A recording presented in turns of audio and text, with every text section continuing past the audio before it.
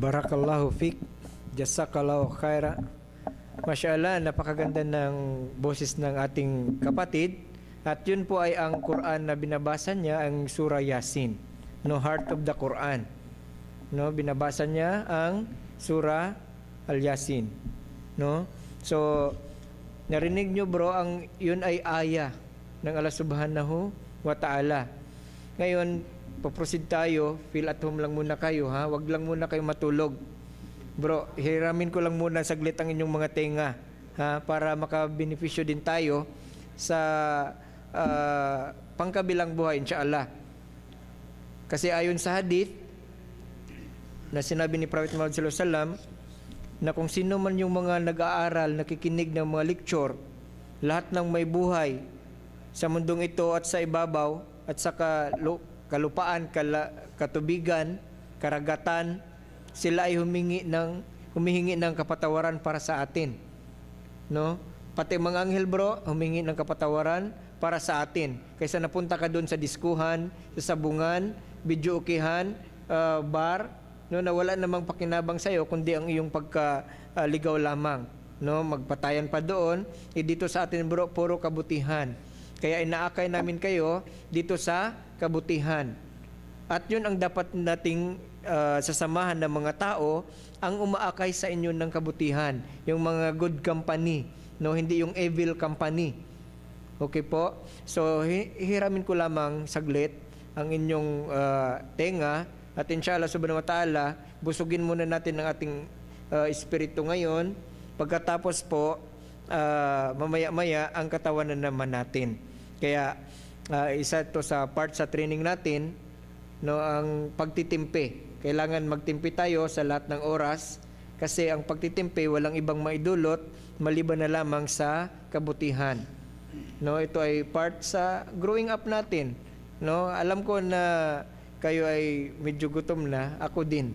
No, paras naman tayo, pero unahin natin ang ating kaluluwa para sa kabilang buhay ay busog na busog din tayo, inshallah subhanahu wa ta'ala.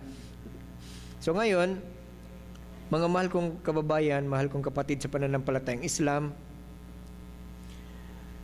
ang iparating namin sa inyo ang katotohanan lamang. Dahil ang katotohanan ang magpalaya sa atin.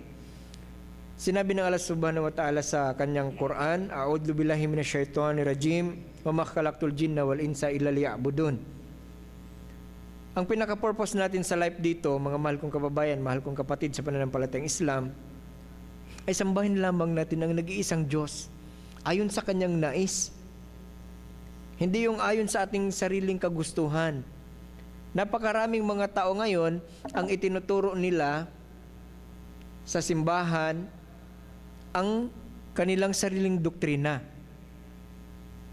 Dapat natin malaman na hindi nagkulang ang Diyos sa atin.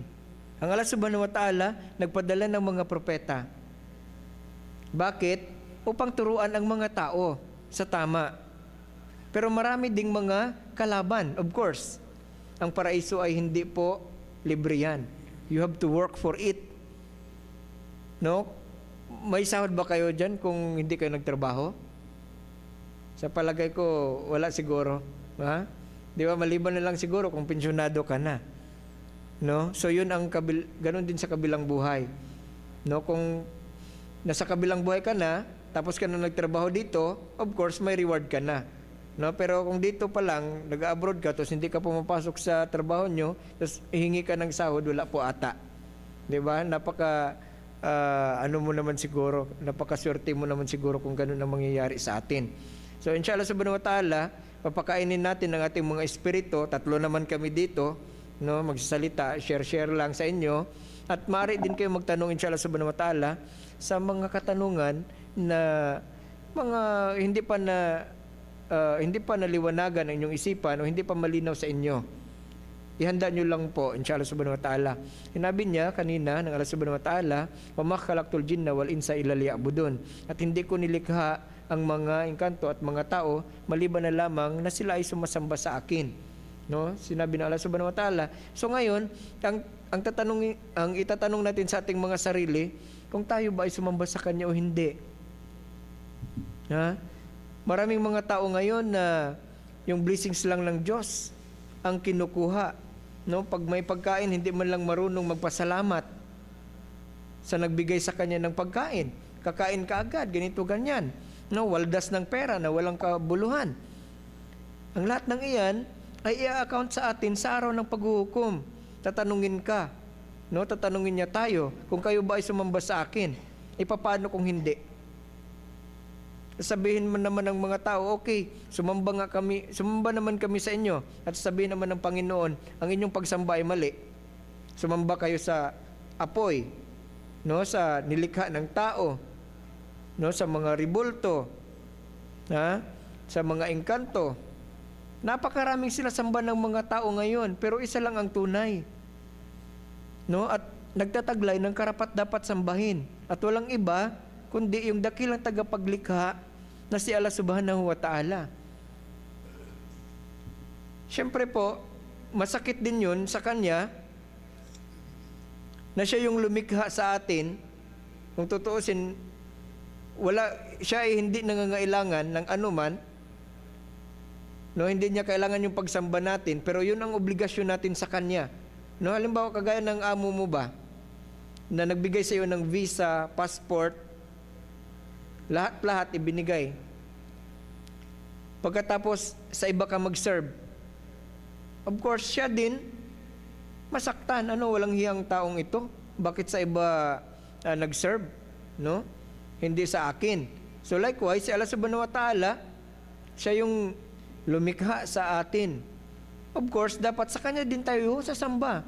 Hindi tayo sasamba sa mga nilikha ng tao o anumang mga bagay na hindi makahinga, hindi makatulong sa kanilang sarili. No? Maraming mga tao ang hindi sumasamba hanggat sila ay namatay. Ilang henerasyon na po ang mga lumipas, ilang bansa na ang naparusahan. Sa Pilipinas lang, napakarami, sunog ng bahay, pinakita ng Allah ang tanda kung ano ang imperno, no, kung sila ay nasusunog doon, no, yung mga tsunami, lindol, bagyo. Pero ang mga tao, hindi nila inisip yun na yun ay galing sa Allah. Bakit? Dahil sa ginagawa ng mga tao doon sa atin. Ano bang ginagawa ng mga tao sa Pilipinas? Gusto lamang yung happy-happy ba? No? Pag may sahod, okay, disco tayo, sabong tayo, sugal tayo, bar tayo, no? Mga ganun lang. Pero, yung karapatan ng Diyos ang kinalimutan. Kinalimutan yun. Ayaw ng tao na magsamba sa totoo lang. Pero bakit tayo ay pinag-utusan na magsamba? Para yun sa ating sarili.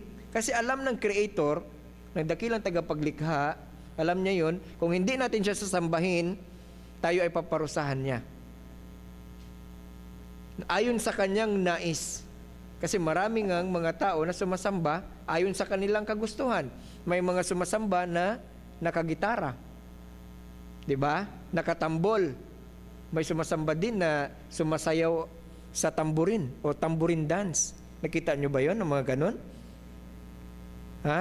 Yung sa mga born again, kung kayo ay nakapasok sa mga born again na mga church, ang iba, hawak kamay.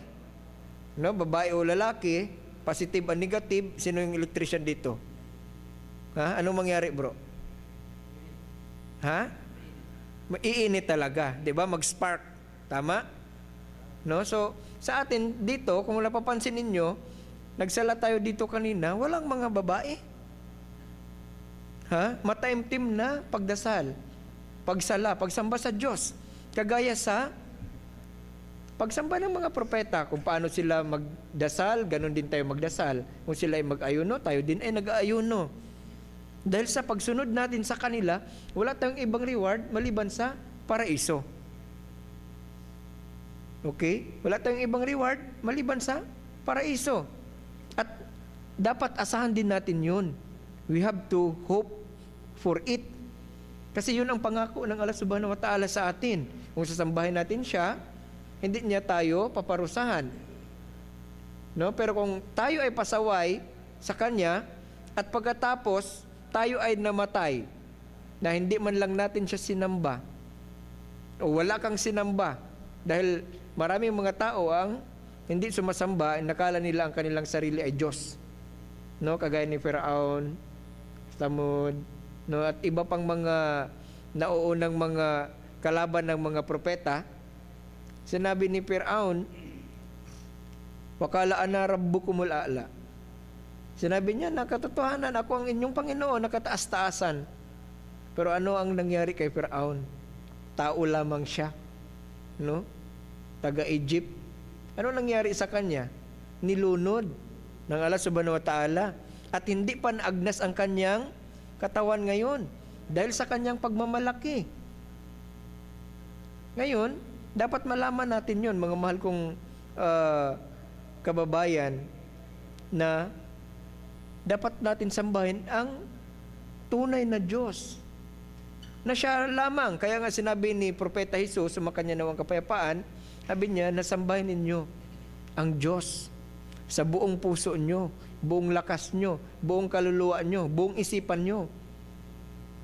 Tayo ngayon, malalakas pa tayo, pero napaka-tamad nating bumangon. Di ba? Tamad tayong bumangon, fadjal naman. Ano ba to? Kagigising ko lang, antok pa rin. Ha? Napapagod. No? So, dapat, yung gamitin natin ang lakas natin. No, ang isipan natin, gamitin din natin yun, na siya lamang talaga ang sasambahin at wala ng iba pa. Ibigay natin ang ating pagmamahal sa Kanya, sa Allah subhanahu wa ta'ala. No, na siya lamang ang Diyos na karapat dapat sambahin at wala ng iba pa. No, yun ang ibig sabihin doon sa pagmamahal, sa pagsamba sa Kanya. Kasi maraming mga tao, okay, sumamba nga sa Diyos, pero iba naman ang iniisip. Paano ako kikita ng pera, paano ako magnakaw, ganito, ganyan, o ang date namin maudlot, o ano-ano pa. 'Di ba? Kaya isang tabi muna natin yon, sambahin natin ang nag-iisang Diyos. No? Pag makuha na natin yon, ang tama, ibigay ng Allah subhanahu wa ta'ala sa atin ang lahat-lahat ng ating mga kailangan. Okay? Sambahin lang natin siya. We are not perfect. Of course, magkamali din tayo dahil tayo ay tao lamang, no? Pero may kapatawaran siya sa ating pagkakamali, no? Pagkakasala. Sinabi ni Prophet Muhammad sallallahu alaihi wasallam ayon sa kanyang hadith, sabi niya, "Kullu bani Adam kataon, akhairun katain at tawabun." Sabi niya na ang lahat ng anak ni Adan ay nagkakamali, nagkakasala. Pero ang pinakamainam sa mga nagkakamali o nagkakasala ay yung palaging nagbalik loob sa Kanya. Kaya, mahal kong kababayan, ito ang panahon na tinawag ka na ng Allah. Allah is calling to you. No, nasambahin natin siya. Pinarating namin sa inyo ang mga aya, mga bersikulo ng Allah subhanahu wa ta'ala, mga tanda. No, nakita ninyo dito sa Saudi Arabia, narinig ninyo na panawagan sa pagdarasal, nakita ninyo ang mga tao dito na sumasamba sila sa Diyos, at pinarating kayo ng Allah subhanahu wa ta'ala dito sa Saudi Arabia. Kasi kung doon ka sa Pilipinas, siguro hindi nyo ako makausap, hindi nyo ako makaharap, di po ba? Kasi may kanya-kanya tayong buhay Halimbawa, kung taga Luzon ka, okay, ako taga Davao ako, so pupuntahan lang ba kita doon sa inyo? Hindi naman kita kilala. No? Of course, mas obligasyon ko yung doon sa amin. Pero kung dito, inshallah subhanahu wa ta'ala, bro, lahat tayo dito ay makinabang. No? Binigyan pa niya tayo ng pang-espiritual at pang-hanap buhay pa. No? Makontento lamang tayo sa ibinigay ng Allah subhanahu wa ta'ala at kikilos din tayo. Okay? Sino ba ang ayaw maparaiso dito? Ha? Lahat gusto maparaiso, mapunta sa paraiso? Kasi kung gusto nyo ma-imperno, susunugin ko na kayo dyan. Ngayon pa lang. Di ba? So, napakapangit, napakasakit kung ganun. Di ba? Kung susunugin ka dyan. So, imperno na yun. Lalong-lalo na kaya sa kabilang buhay. Ayaw mong masunog dito. Lalong-lalo na kaya sa kabilang buhay. Kaya, ang gantimpala ng mga tao na sumasamba sa nag-iisang Diyos ay walang iba kundi ang paraiso, bro. No, dapat natin tandaan 'yon na ang gantimpala ay paraiso. At hindi kaagad yun ibigay dito sa mundo. Of course, dadaan din tayo ng mga pagsubok, ha? Huwag niyong isipin na libre na kaagad. Once na mag-Muslim ka, okay na, Muslim na ako. Hindi na ako magsala, no? Wa alaikumussalam warahmatullahi wabarakatuh. So, yun ang ano natin, yun ang isipin natin at tandaan natin na may kabilang buhay pa, bro, na tinatawag na life after death. Okay? May kabilang buhay pa, bro, na pupuntahan natin. Ang mundong ito ay temporary lamang. Okay? Hindi na, isa man dito sa atin, bro, baka may hindi pa abot ng 10 years from now, 5 years from now, 2 years from now, 1 year from now. Hindi natin alam yun kung magkita-kita pa tayo sa mga sinasabi ko. Or else 50 years from now. Ako siguro, kung maabutan pa ako ng 50 years from now, ang edad ko niyan, 86, ano nang itsura ko? Diba? Okay lang siguro kung hindi tayo magka-diabetes. Ha? Kung diabetisin ka dito sa Saudi Arabia, bro. Ha? O rayuma. Ha? Palagi pa lang naman tayo nakaupo. Okay lang siguro yung mga carpenter dyan kasi medyo papawisan. Eh pag nasa office ka lang. Ha? No? So gusto nyo ganun, abot pa kayo ng 90, 100? Ha, na isang tabi ka na lang, hindi ka napapansinin, ano na kayang mga ano natin yan, itsura. Kaya habang bata pa tayo, bro, inshallah subhanahu wa ta'ala, ipayo ko sa aking sarili, at ganun din sa inyo, nasambahin natin ang Allah subhanahu wa ta'ala lamang, at wala nang iba pa.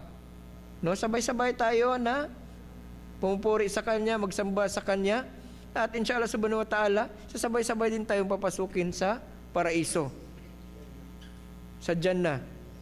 No, sa Jannatul Firdaus, yung gustong-gusto natin yon, ng pinaka mataas na paraiso. Yun ang dapat nating mithiin. Ya, kung hingi ka man lang ng paraiso, ya Allah, papasukin mo ako sa paraiso, yung kataas-taasan na rin na paraiso, yung pinaka mataas na antas sa paraiso. Huwag yung maliit lang na ano, 'di ba? Kasi effort ka rin eh. Nagpagod ka rin sa pagsamba mo, so hingin mo rin yun sa Kanya. Paano niya ibigay kung hindi mo hingin? Di po ba? So inshallah subhanahu wa ta'ala, kung may mga katanungan kayo, bago ihanda nyo muna yan, pagkatapos ipasa ko naman kay Sheikh Abu Bakar, makibahagi din siya sa inyo para makabenepisyo din tayo lahat, no, sa mga kaalaman niya about sa Islam, ma-share niya sa atin, no, at saka si Brother Junaid, yung mga payo-payo ba, kailangan natin yun, bro, no? Huwag nating madaliin ang lahat. Hindi ibig sabihin pag mag-Muslim ka na, alam mo na kaagad. Step by step muna tayo. Step 1 ka muna bago ka mag-step step 20. Okay po, so ibigay ko kay Sheikh Abu Bakar. Fadal Sheikh.